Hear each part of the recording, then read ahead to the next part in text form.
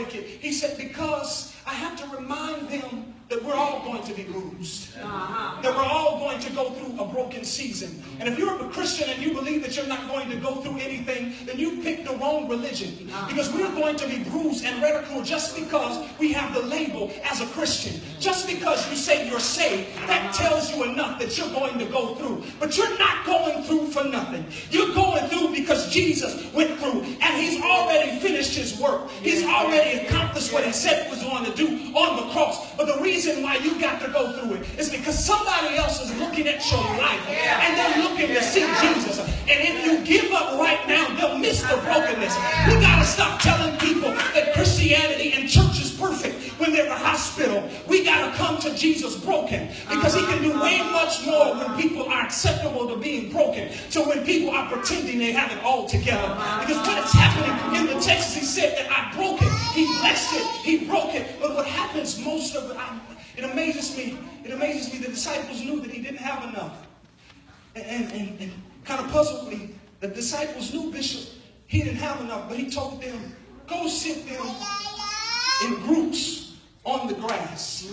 And he sits them in the groups on the grass, just like they were told. That's any good disciple.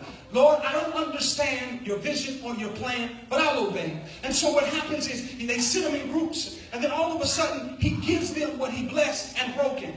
I could not imagine that they probably never looked down in the basket. But every time they looked in the basket, they poured out and they had enough to feed this. And they said, okay, that's good. Let's see how much it'll stretch. Then they went over to another group and they poured more out of the basket. And they had more than enough to feed them. Then he kept going on and on. But what amazes me, Brother Michael, is at the end of it, he said, I had more than enough to take away with me.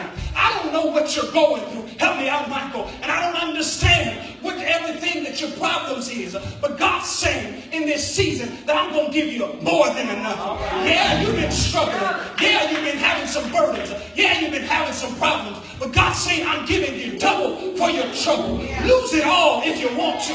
But God's saying I've got greater for you. And if you can just be faithful over a few things, I'll make you ruler over many. But you got to learn how to be faithful in the brokenness. Thank you, God, for breaking me. Thank you, God, for breaking me. Because when you were breaking me, you was really making me. Can I go deeper? So here all week, I've been praying for people. And I got letters and I got emails and I got text messages because I told the people on Facebook.